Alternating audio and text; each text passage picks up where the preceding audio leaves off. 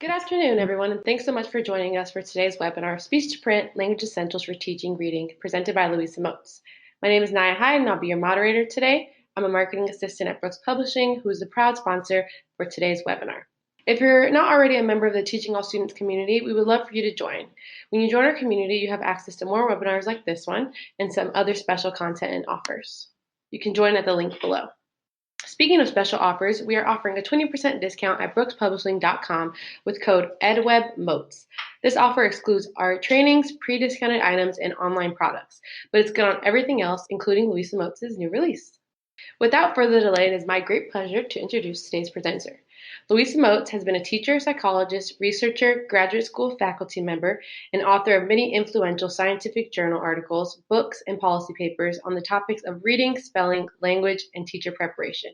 In addition, she led the committee that developed the International Dyslexia Association's knowledge and practice standards for teachers of reading. Welcome, Luisa, and thanks so much for being here. Thank you, Naya. It's my pleasure to be able to do this session for everybody to introduce Speech to Print, the third edition of a textbook that I first published in 2000 with Brooks Publishing. And it has been 10 years since the book was published in its second edition. So in the meantime, we thought that things had changed enough that we needed to update the book. So the goals of Speech to Print as a textbook and as a resource are, first of all, to enable the user to understand the relationships between oral language and literacy, which is fundamental to being able to teach reading and writing. And in order to do that, we have to study the systems that make up language in the first place.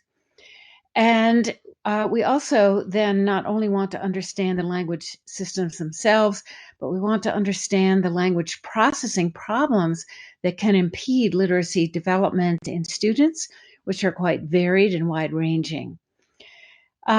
We should base what we do and how we practice on the extensive research base that exists for understanding how kids learn to read.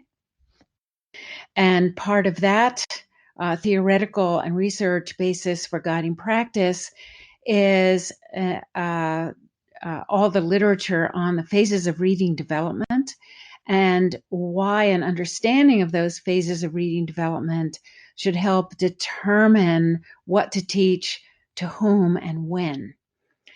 The book is going to conclude with a discussion of what it means to use structured language and literacy practices, and it will discuss the principles of teaching and the content of teaching across all components of language, although the text itself, I would say, is not a comprehensive text on teaching reading comprehension as such, and this text should be paired with another text on teaching reading comprehension in order for the practitioner or the student to get a comprehensive picture of what teaching reading is all about.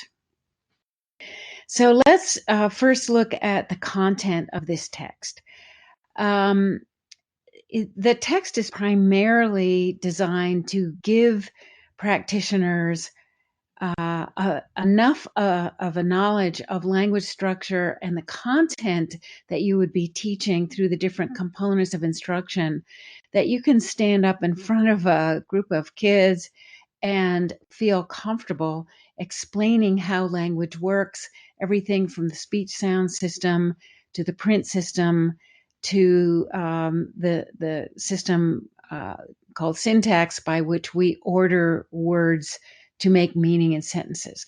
So the progression of topics is, first of all, a broad overview of why this content is important. And that includes in chapter 1, list of the major research reviews and meta-analyses and consensus reports that do provide this guidance about how best to teach reading and what learning to read is all about. And then we launch into the topic of phonetics, which is all about the speech sounds that make up our language. And that is distinct from the chapter on phonology, which is much more about the system of language by which we use those speech sounds that we have studied in chapter 2, and the relevance of that, not understanding the kinds of confusions and errors that children who have fuzzy phonological processing tend to experience, so that we can recognize those and have an idea what to do in instruction and intervention. Chapter 4 is fairly lengthy, all about how English orthography, or the writing system that we use, represents these various aspects of language. Chapter 5 is devoted to morphology, or the meaningful parts of words, how words are structured morphologically, and how our print system represents morphemes. Then chapter 6 is all about syntax, or the structures of sentences. And chapter 7 is on semantics, or meaning making at the word level and the sentence level. And chapter 8 winds up with a discussion of the so what. What relevance does this content have for a structured literacy, or as I like to say, structured language and literacy teaching? So I'm often asked, well, what's new? Why did you need a third edition? So here are some of the things that are new in the third edition. Some of the chapters, especially the syntax and semantics chapters, are almost completely rewritten because I think I needed to do a better job explaining concepts, and I needed to do a more thorough treatment of some subtopics in those chapters. The workbook, which accompanies the textbook, is redesigned with new exercises and different exercises and rewritten exercises. I did that with my co-author, Bruce Rosso, who probably has used the speech to print text in course instruction even more than I have over the last 20 years. And his assistance and his guidance was indispensable in designing the workbook. But if you, as the reader of the text, find that you need a lot more practice understanding and applying the concepts, it's really important for you to get the workbook. The research references are updated, while many of the findings of research remain quite stable. Over time, there's also new information and new perspectives on what learning to read is all about that I've tried to acknowledge in this edition. The guidance that we've given on how and what to teach is more elaborated, so that at the end of each chapter, there is a section on the so what, and the very last chapter of the book tries to pull a lot of that information together. There's also even more about how to teach embedded in the workbook. And the workbook serves to give you examples of the kinds of exercises you might actually use in teaching kids. Unlike previous editions, we now have built out some online supports, including PowerPoints for instructors, a video of the speech sound, of me going through the speech sound system. So there's a short video on the consonant speech sounds and a short video on the vowel speech sounds. Also, we've organized everything so that there are a lot of quizzes and exercises with answers in the print material, but also some exam material for course instructors to use, where the answers are not just given to the students, of course. All right, and then this diagram that appears in the book is a kind of overview, again, of what language is made up of. Often, unless we've studied language, we're not really sure what that term refers to, because it's common in the education world to talk about language only in terms of higher level language processes. That is the advanced conceptualization that we have to do when we make comparisons or follow what an author is talking about and make inferences and so on. But language is made up both of systems that are primarily found in word structures, and those are in red on the left-hand side of the diagram, and those structures that have more to do with processing connected language and making meaning out of it. So that includes syntax and sentential semantics, which means the meanings conveyed by the words in sentences and the function of words in sentences. Lexical semantics, I've put on the single word side of the diagram in red, and that simply refers to the meanings of single words. And in the semantics chapter, we actually divide the chapter into the topic of lexical semantics and sentential or sentence semantics. So here are some key ideas that underlie the whole presentation of subject matter.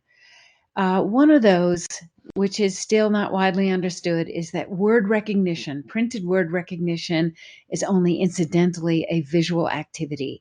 It is primarily an activity, a cognitive activity, that is wired into the language centers of the brain and that depends more than anything on language processing. And we review more of the research evidence for how we can make that statement. We also refer to in chapter 1 the simple view of reading, which is an umbrella idea. It doesn't mean that learning to read or teaching reading is simple by any means.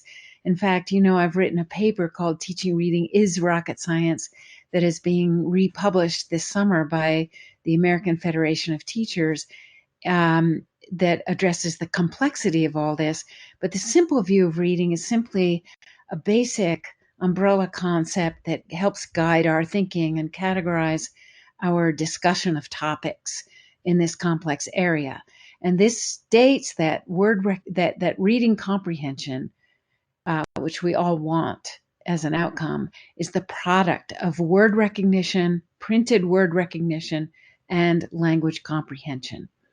And in general, word recognition depends on lower level language skills, that is phonological skills, phoneme grapheme correspondences, as we learn in phonics, and understanding morphology, and also how print represents the syntactic role that words play in sentences. And the language comprehension part of the equation depends more on what we call higher level aspects of language. Nevertheless, it's all about language. And that's the important idea underlying the whole organization of this book.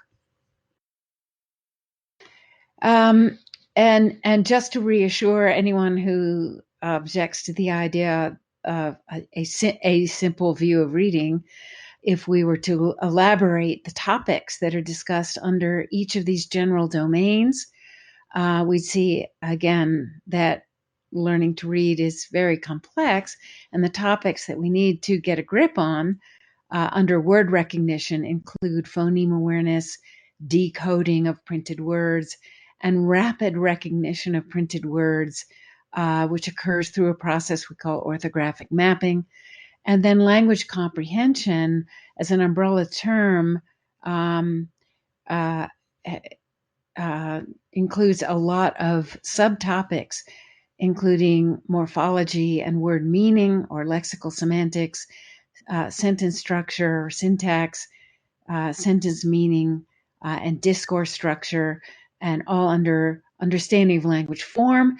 And then, of course, the act of comprehending a text draws on all of these general cognitive skills, background knowledge, inferencing ability, reasoning abilities, abstract reasoning abilities, perspective taking, working memory, attention control. But the reason these are in their own box is that they are not specific to reading per se.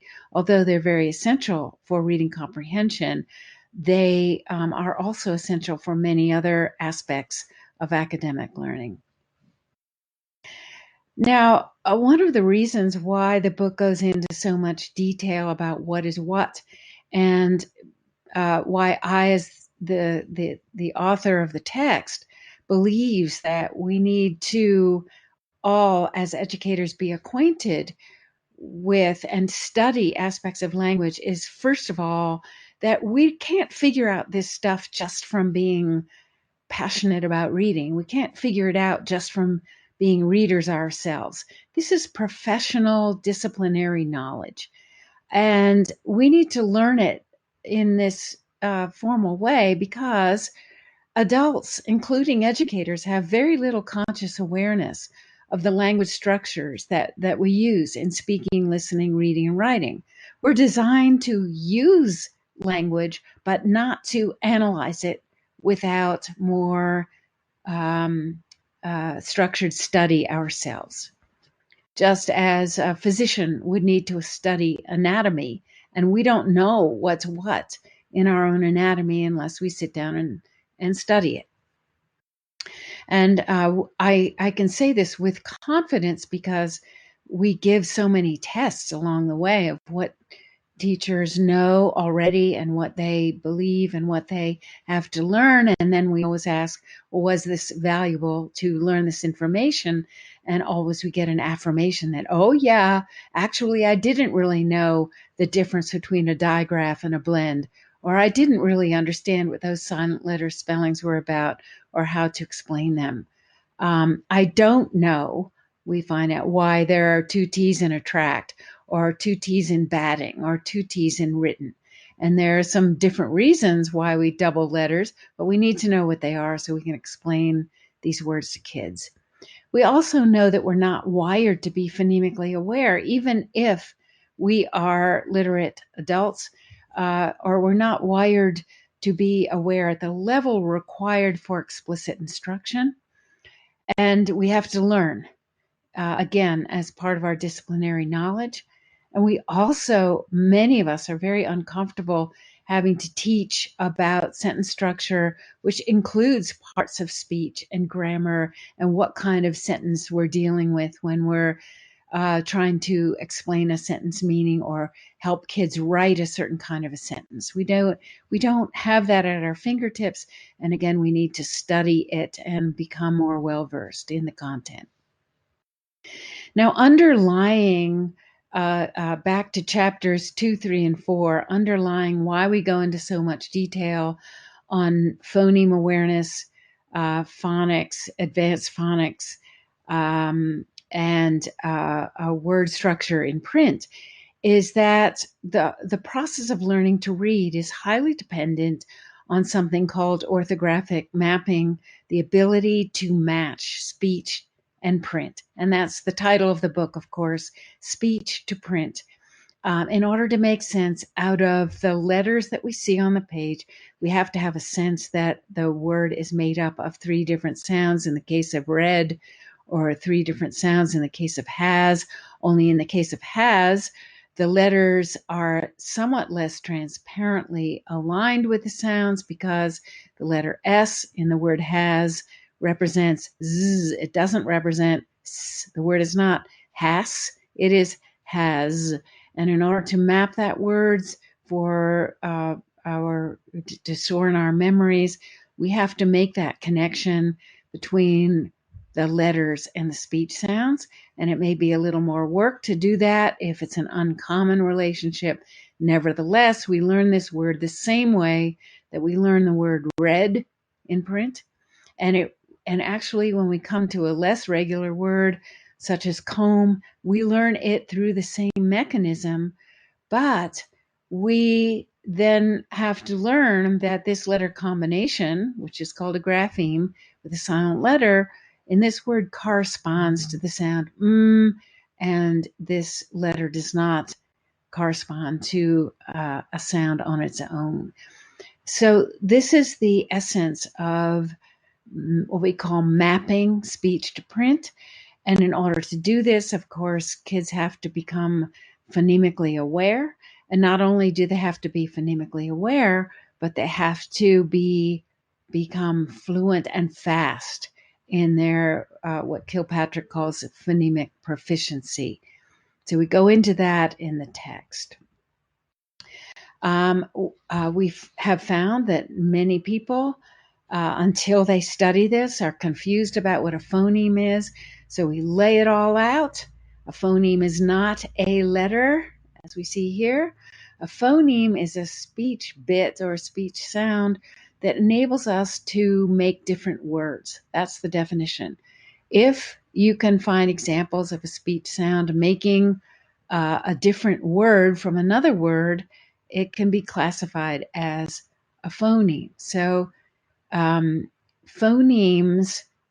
create words that have different meanings. So built, belt, and bolt are all different because the vowels are different. Built, build, and guild are different because they have different consonants in them. So it's very important that we not define a phoneme as a letter sound.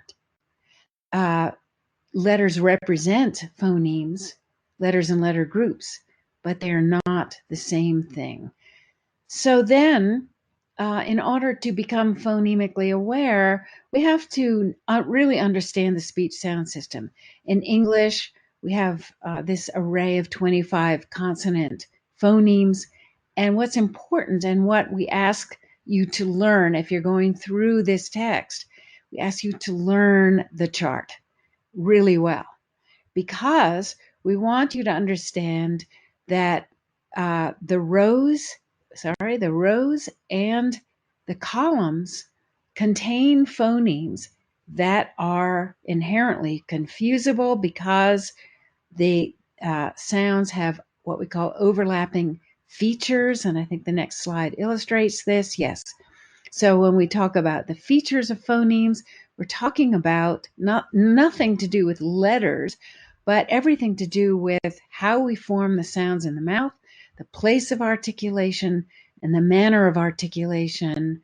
In this case of consonants, for example, p and s differ because p is short or non-continuous and s is continuous. B and p differ because of something called voicing. B and m differ in something called nasality, and so on. And all of that is part of what you study as you learn the consonant chart.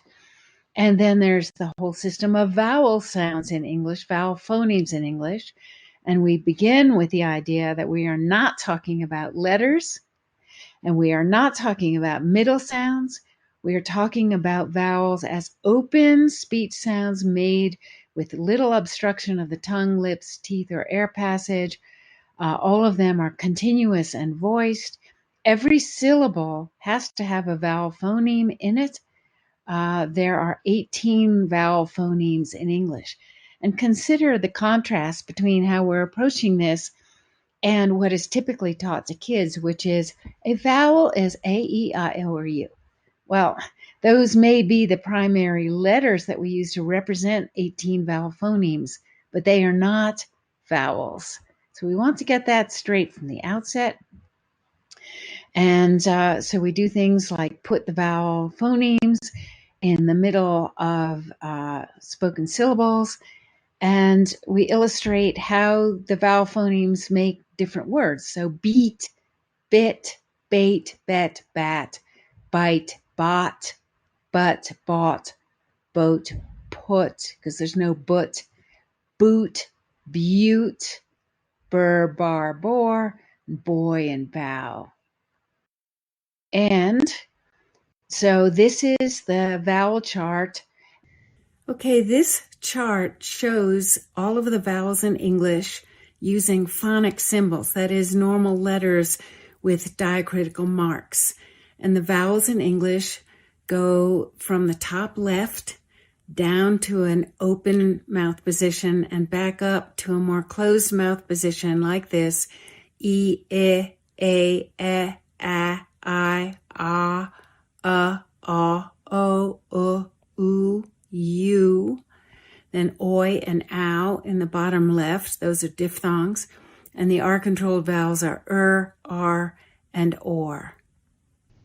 Also in the text, we use the International Phonetic Alphabet to portray the speech sounds of English in the consonant chart and in the vowel chart, and the user of the text has the option of learning the International Phonetic Alphabet symbols or not, depending on the situation. But here we have the same vowel, we could call it the Vowel Valley, where we go from a high smiley position, E, I, ah, to a low open position of the mouth, and then back up again, O, U, and U. R, and or over here, and then oi and ow.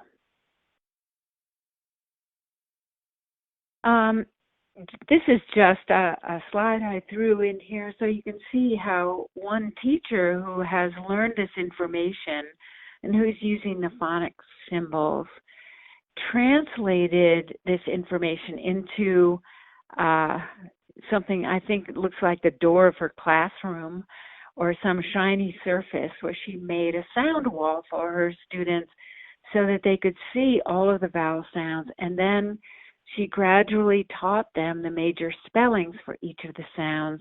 This is probably a 3rd or 4th grade classroom where the students could handle seeing the different major spellings for each of the sounds all at once.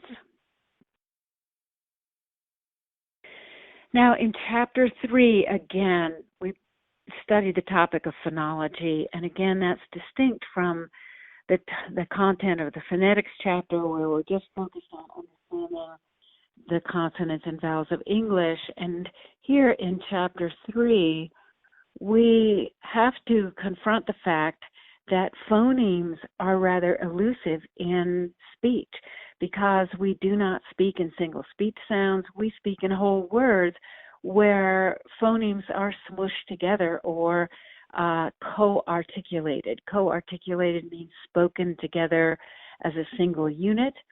And because that happens, the actual sound and form of each phoneme as it comes out of the mouth is somewhat different.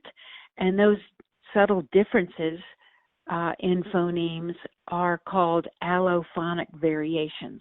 They're still in the same phoneme class. The sounds that are uttered are still in the same phoneme class, meaning, for example, all 3 of these words begin with what you would call a short I sound or an I sound, but they are shaped a little bit differently in the mouth, and what comes out of the mouth is different in each case. Indian, it has a nasalized I. Igloo sounds more like E, and itch is more of a pure I sound before this break, before the voiceless stop consonant that follows. Anyway, you study that sort of thing in chapter 3 and become quite aware that students' spelling errors can be understood once we develop an eye for what's going on and why they might be confusing certain speech sounds. So, for example, a student who writes E-F-R-Y for every is confusing the voicing feature of f and v, and also the G in skin is a voiced consonant that's like the k that's supposed to be there, and it differs only in voicing. Here we have a student who wrote a nasalized, what we call a bilabial consonant in the front of the mouth for what should have been b, and as the student wrote an F here for those are both fricatives, so they share a lot of properties. And as it turns out, students often usually try to spell by filtering the sounds of language through their phonological processor and using letters as best they can to represent what they think is in the spoken word. And so once we understand something like the consonant chart, we can look at a spelling error like this and think, oh, well, the student has a fricative here that differs just a little bit from the target, and the g on the end is pronounced in the same place as but the student doesn't know or hasn't picked up that that's a nasalized consonant on the end. It has to be spelled with NG.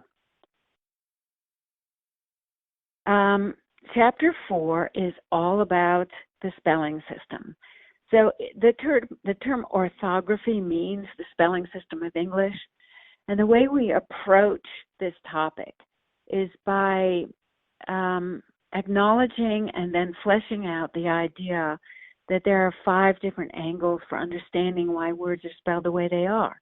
And if a teacher understands these 5 angles and can appeal to any one of them at any time, then this teacher will be armed with a lot of good reasons why words are spelled the way they are, and won't have to resort to saying, oh, English is just crazy, because it isn't crazy. There are lots and lots of patterns and constraints on how we use letters, but you have to know what's what and what's operating where. So we go over this word origin and history and the layers of language that are represented in modern English, where they came from. We have a lot on phoneme, grapheme correspondences, for example, including the idea that a grapheme can be up to 4 letters. And bow, O-U-G-H, represents the diphthong ow. We also have a number of patterns, or what we call position constraints, in our spelling system. For example, we use AY for A on the ends of words, and AI tends to be used not at the end, but tends to be or is almost always followed by a consonant. And then we have patterns and conventions of letter sequence and use, and that includes the customs for syllable spellings, and the fact that we have open syllables like K in contrast to closed syllables like can that end in a consonant and have a short vowel, and then R-controlled syllables as in car, and vowel consonant E syllables as in care, then vowel teams as in OA, and then consonant LE syllables as in the CLE in treacle. And then morphology is another angle from which we can understand orthography. We introduce that in Chapter 4, but go on to explore it in much greater depth in Chapter 5. So one of the organizing principles for the information is that we have different classes of morphemes in English from each historical layer of English, from Anglo-Saxon, Latin, and Greek. And each of these historical language layers has its own prefixes and suffixes. And Anglo-Saxon, for example, is unique because all of our inflectional suffixes, these grammatical endings, originated with the Anglo-Saxon layer of language. All right, so we cannot be comfortable mucking around with morphology for word structure and reading and spelling unless we deal with schwa, which is the unaccented syllable. And we have to become proficient at recognizing schwa in words because when we teach the spellings of longer words, we cannot tell kids to figure them out by sounding them out. And let's take the word competition, for example. Schwa is the second vowel, competition. We don't say competition. We don't say competition. We say competition, and we kind of swallow that vowel. That's a schwa. So how is a student supposed to spell that unless they begin to think about it in terms of words it is related to, and that a base word for competition is compete. And if they think of that as paired with compete, they will perhaps remember that that second vowel is an E, and so forth. So by the end of these first 5 chapters, what we want the student or the prospective teacher or the practicing teacher to be able to do is to take any word and understand or explain to themselves and potentially to students why it is the way it is. So an example that I provide in the text is an analysis of the word commitment, which is made up of, let's start at the bottom. It's made up of, on a phonological level, 3 spoken syllables. The stress is on the root of the word mit. There are 9 phonemes. The first vowel is a schwa.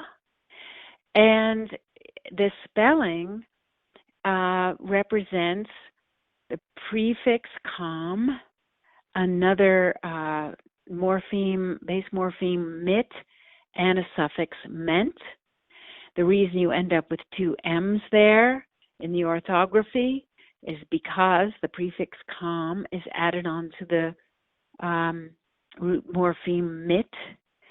And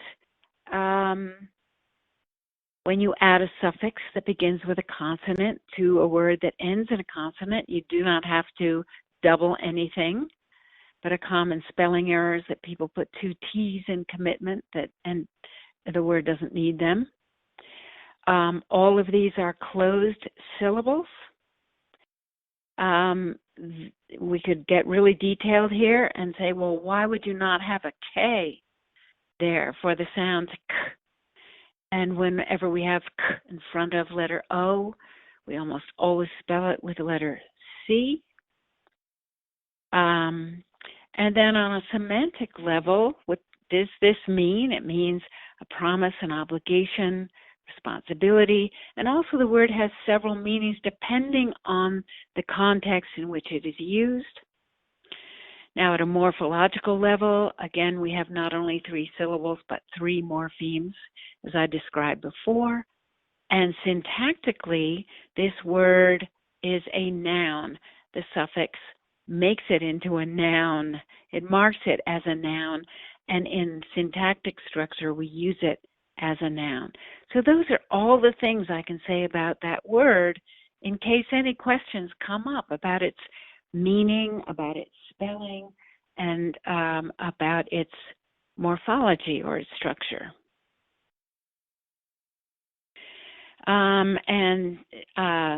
We put a lot of emphasis on the fact that Latin derivational suffixes or derivational morphemes mark the part of speech of the word to which they are added. And that means then that we need to get into the next chapter, which is about syntax. And part of understanding syntax is understanding parts of speech. And here are some examples of how words change in their morphological structure depending on their role in a sentence.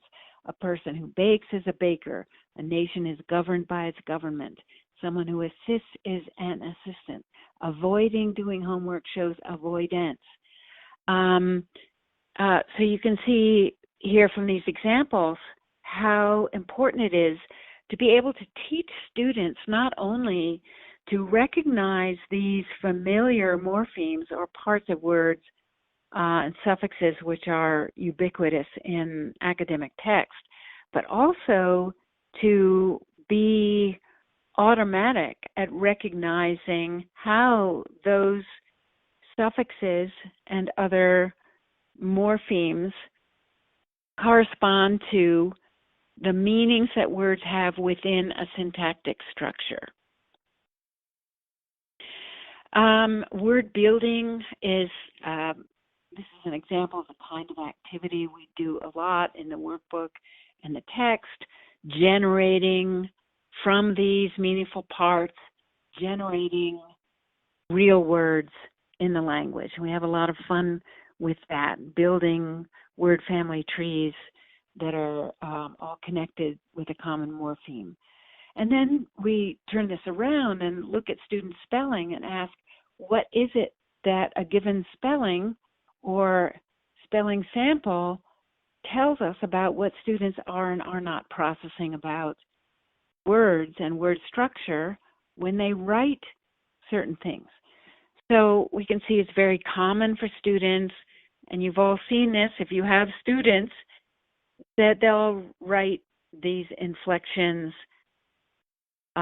phonetically, strapped and showed and started and so on, if the students aren't recognizing the structure with the ED.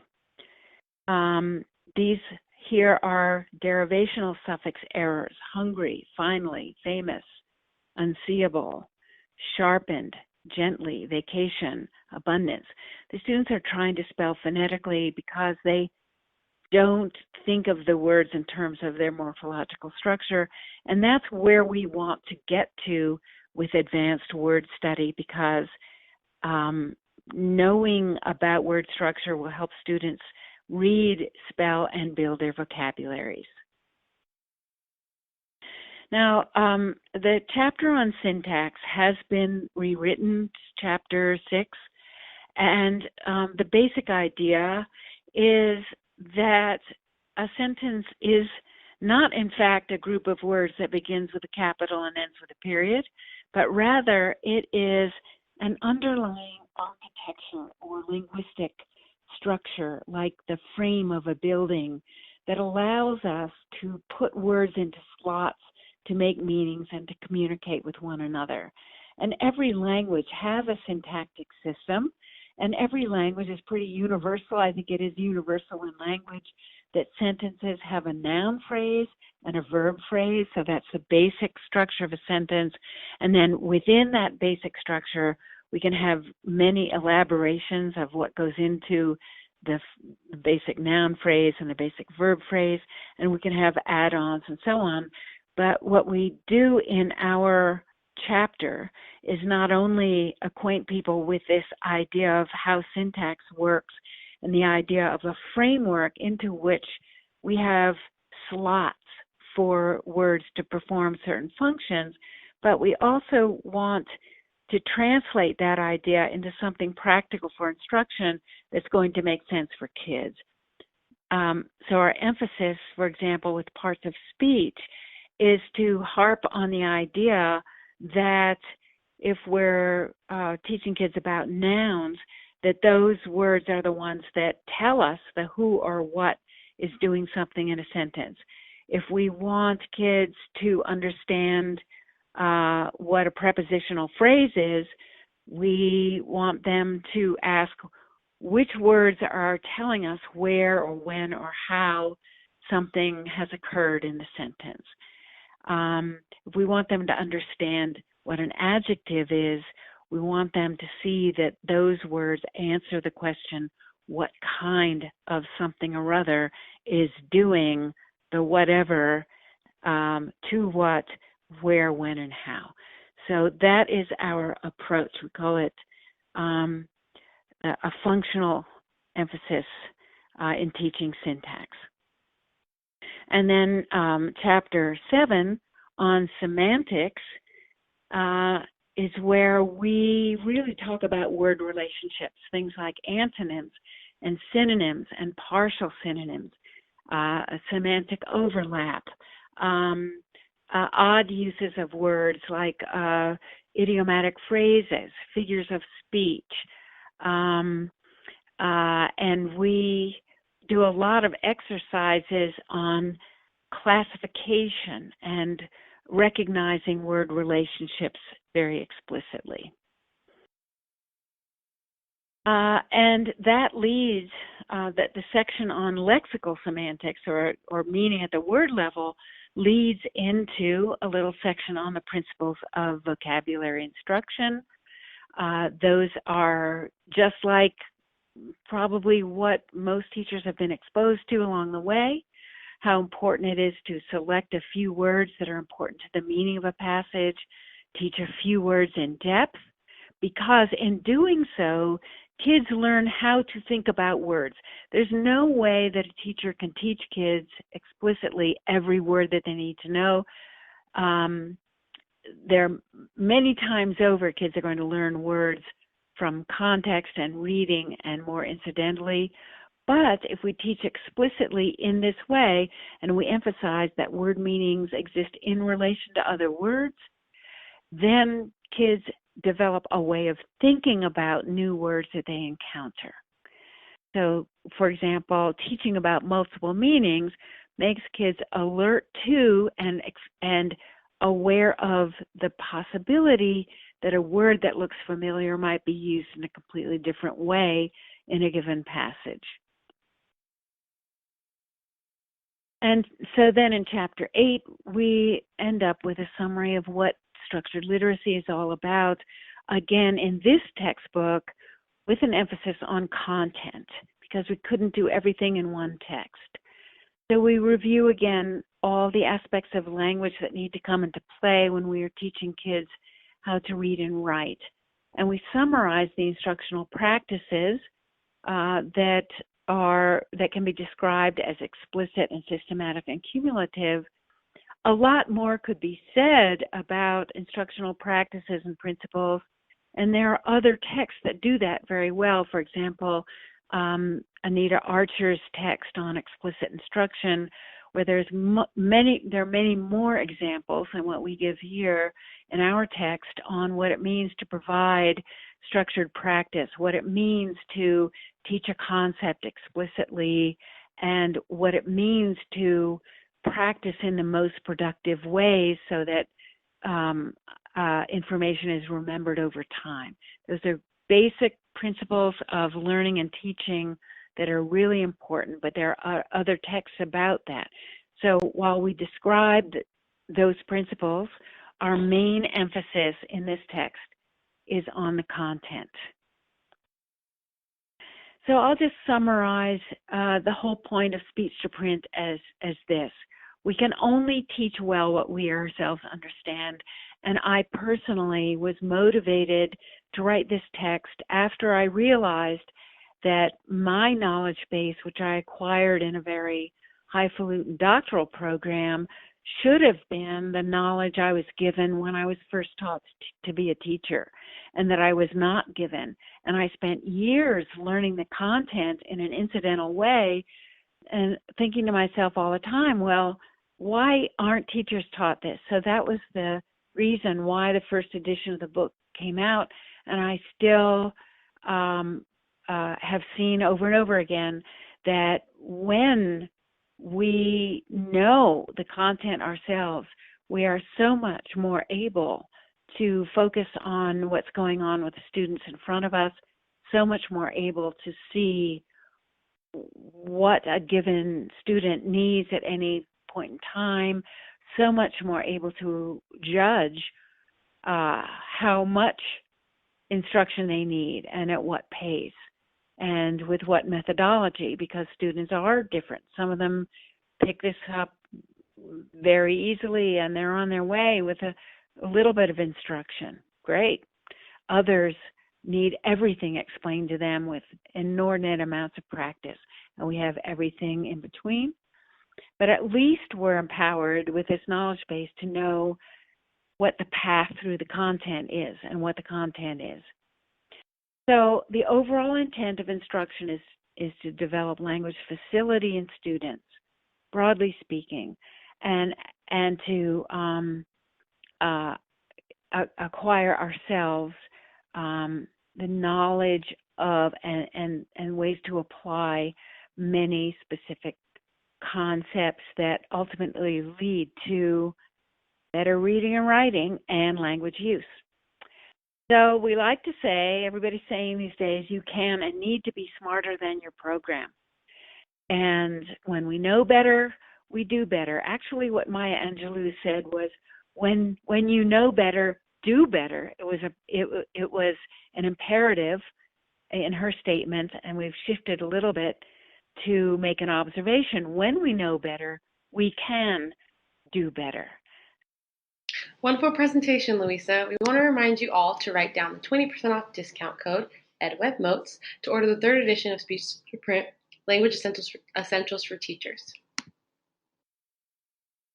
And again, thank you, everyone. We appreciate you spending your time with us to learn more about the Language Essentials for Teachers. And Luisa, thanks again. This was a great webinar. We just want to remind you, if you're not already a member of Teaching All Students, our community on EdWeb, we'd love for you to join. When you join our community, you have access to more webinars like this one and some special content and offers. On behalf of Brooks Publishing, EdWeb, and Luisa, thank you so much for taking the time to watch this webinar, and we hope you enjoy the rest of your day. See you next time.